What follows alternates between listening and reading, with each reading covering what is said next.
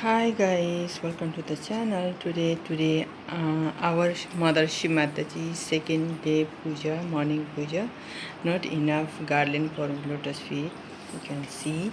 I'm going to show you how our lily flower is looking. You can see two color, white and pink, and this one.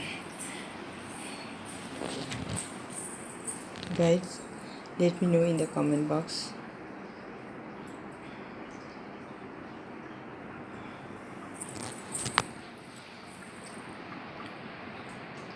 You can see flower is still fresh.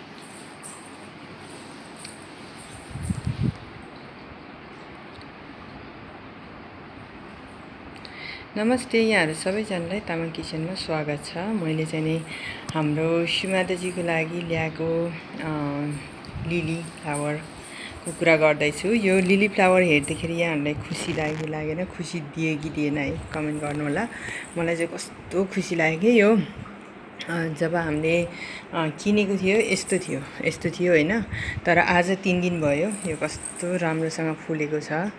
यो धेरै फुलेको थिएन, 2-3 वटा मात्रै फुल फुलेको थियो, तर अहिले चाहिँ नि यस्तो राम्रोसँग फुलेको छ नि त। अनि त्यसैले यो देखाउनको लागि म आएको। किनभनेदेखि कस्तो खुसी लाग्यो यो फुलेको देखेर हैन।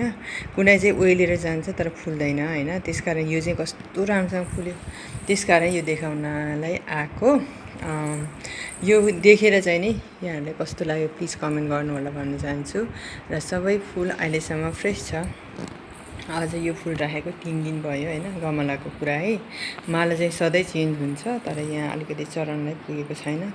र यसको पनि जब किनेको थियो नि यो पेटलहरु निस्किँदैछ हैन, त्यति धेरै मैले जब गमलामा हालेको थिएँ तब पनि निस्केको थियो 2-3 वटा पेटल। र यो चाहिँ नि यस्तो टाइपको थियो हैन, फुलेर अहिले कस्तो राम्रो देखाछ। यो देखेर खुसी लाग्यो कि लागेन प्लिज कमेन्ट